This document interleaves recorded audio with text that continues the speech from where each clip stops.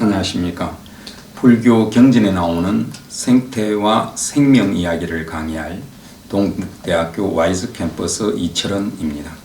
본 강의는 4번에 걸쳐 강의가 진행되는데, 첫째 주제는 불교에서 본 생태에 대해서 살펴보겠습니다. 환경과 생태라는 말에 대해서 알아보겠습니다.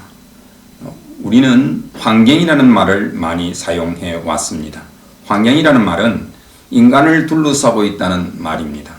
그러나 인간을 중심으로 해서는 우리가 마주하고 있는 많은 환경 문제를 해결할 수 없다고 인식하여 오늘날에는 많이 사용하지 않습니다. 대신에 생태라는 말을 많이 사용합니다. 생태라는 말은 생물과 무생물을 포함하여 모든 존재의 상호 관계를 이해하고자 하는 말입니다. 이 세상은 인간만이 살아가는 곳이 아니고 자연과 더불어서 살아가는 곳임을 깨달아야 한다는 것입니다. 생태계에는 생물과 무생물이 있고, 생물에는 다시 동물과 식물이 있으며, 인간은 동물에 속하게 됩니다. 이제 우리는 인간 중심의 사고에서 벗어나 동물 중심으로 나아가고 생물 중심, 생태계 중심으로 나아가야 할 것입니다. 생태라는 말을 불교에서 찾아본다면 세간이라는 말로 설명할 수 있습니다. 세간이라는 말은 루즈라고 하는 말에서 나온 것으로서 부서지다, 깨어지다라고 하는 의미를 가지고 있습니다. 부서지고 깨어지기 때문에 정해진 실체가 없고 각각의 상황이나 여건에 따라서 서로 맞추어 변해간다는 것을 말합니다. 불교에서는 이 세간을 오음세간, 중생세간, 기세간 또는 국토세간 이 셋으로 나누어서 설명을 하고 있습니다. 오음세간이란 인간의 마음과 마음이 서로 영향을 주고받는 세계를 말하며 개인을 중심으로 하는 좁은 의미의 생활 환경을 말합니다. 중생세간이란 하늘, 인간, 아기, 축생, 아수라, 지옥에 사는 모든 중생들을 말합니다. 중생을 불교에서는 유정이라고도 하는데, 유정이란 감정을 가지고 있는 존재라는 말입니다. 불교는 인간뿐만 아니라 동물, 나아가 눈에 보이지 않는 생명체까지를 포함하여 모두 중생이라고 합니다. 기세간 또는 환경 국토세간이란 중생들이 살아가는 하늘과 땅, 강과 바다 등 자연 물질의 세계, 다시 말해서 우리를 둘러싸고 있는 자연 환경을 말합니다. 불교에서 말하는 세간이란 인간을 비롯하여 동물에 이르기까지 눈에 보이는 중생뿐만 아니라 나아가 눈에 보이지 않는 중생, 나무와 풀은 물론 하늘과 땅, 강, 바다와 같은 자연 환경을 모두 포함하는 말입니다. 세간은 인간과 중생과 자연 환경이라는 세 구성 요소가 상호 작용하여 유지됩니다. 인간은 인간이 없으면 살 수 없을 뿐만 아니라 다른 동물들이나 공기, 땅, 햇빛, 물 등이 없으면 존재할 수 없습니다. 모든 생명은 각각 존재의 이유가 있고 각자 영역에서 제 역할을 하고 있습니다. 소, 말, 개, 고양이 등도 감정이 있고 제 나름대로 의식도 가지고 있습니다. 그리고 흙, 물, 바람, 햇빛과 같은 무정물도 모든 생물과 서로 관계를 맺고 생물의 생명을 유지하는 데 도움을 줍니다. 따라서 인간은 세간 곧 생태계를 떠나서 살 수 없습니다. 대승비분타리 경에는 중생들의 악업이 무거운 까닭에 때 아닌 바람이 일어나고 더럽고 탁하고 거친 때 아닌 폭우가 내리고 스리와 우박이 쏟아지는 재앙이 내리고 땅에는 나쁜 초목들이 자란다고 했습니다. 중생들이 나쁜 행위를 함으로써 자연재해가 발생한다는 것입니다. 오늘날 우리가 겪고 있는 생태위기는 우리가 악업을 지었기 때문입니다. 세기경에는 인간의 타락과 계급사회의 형성에 대해서 설명하고 있습니다. 내용을 살펴보면 세상이 수축할 때 대부분의 중생들은 광음천에 태어난다. 마음으로 이루어지고 희열을 음식으로 삼고 스스로 빛나고 허공을 다니고 천상에 머물며 길고 오랜 세월을 산다.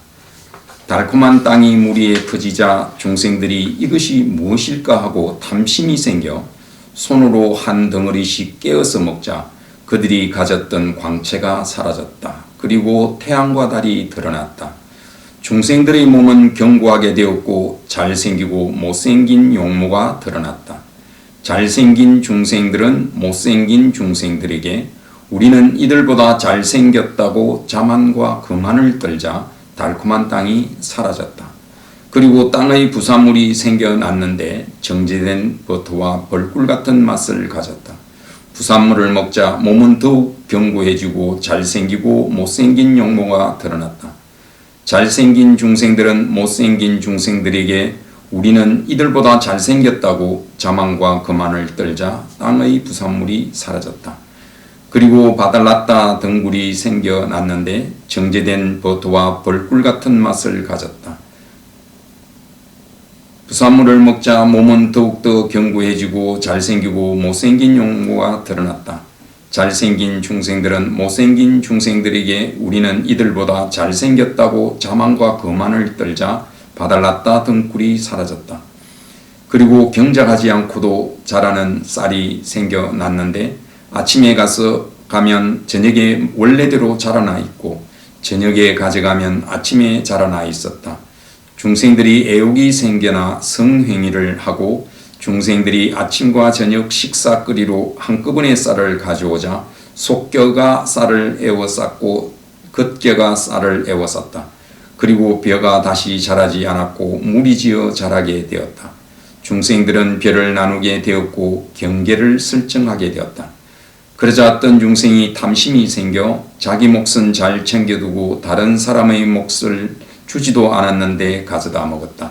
도둑과 거짓과 비난과 처벌이 생겨났다. 쌀을 분배할 왕과 끄샤트리아 바라문 와이샤 수드라의 계급이 생겨났다.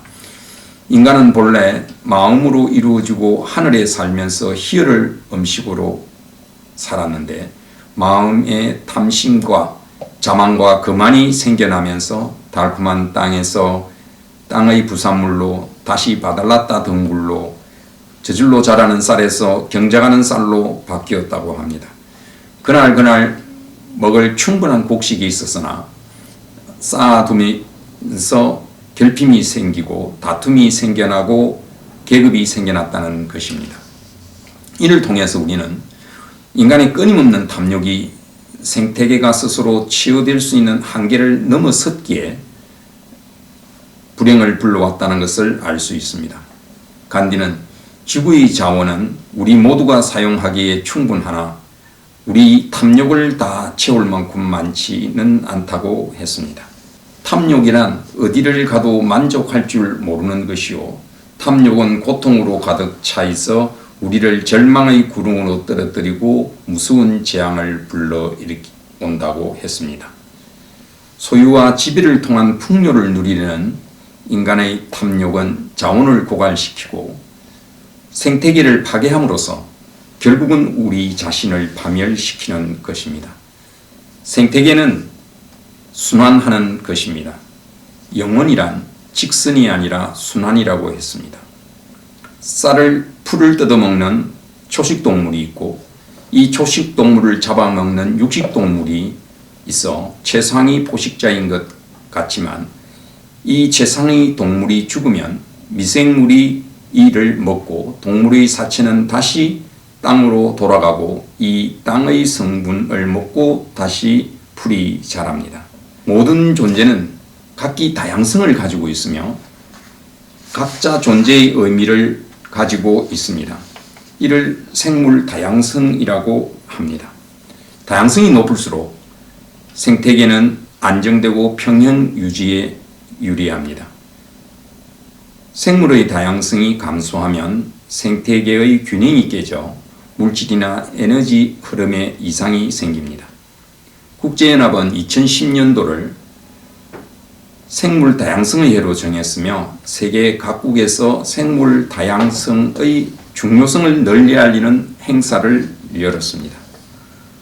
오스트리아에서 72명의 오케스트라 단원들이 드보르작의 음악을 연주했습니다. 연주 도중에 한 바이올린 연주자가 악기를 챙겨 조용히 무대 밖으로 사라졌습니다. 잠시 또 다른 연주자들이 하나씩 조용히 일어나 무대 밖을 떠났습니다. 하나씩 둘씩 사라져 12명이 남았을 때 지휘자마저 무대 밖으로 나가고 다른 연주자들도 함께 나갔습니다. 마지막 남은 드럼 연주자가 홀로 조용히 드럼을 연주하다 다시 무대 밖으로 나가버리고 맙니다. 드럼 연주자 혼자서는 드보르작의 교향곡을 연주할 수가 없었기 때문입니다. 다양한 악기들이 각자 소리를 내면서 조화를 이룰 때 비로소 우리는 아름다운 교향곡을 들을 수 있습니다. 불교에서 말하는 세간이란 인간 중심적인 아닌 생물과 무생물 그리고 자연 환경이 더불어 살아가는 세계를 말합니다. 불교는 이미 오래전부터 오늘날 우리가 말하는 생태 중심적 사고를 가지고 있었음을 알 수 있습니다. 이번 강의는 불교 경전에 나오는 생태와 생명 이야기 가운데 첫째 주제, 불교에서 본 생태에 대해서 설명을 했습니다. 다음 시간은 서로 의존하는 세계, 연기에 대해서 설명하도록 하겠습니다.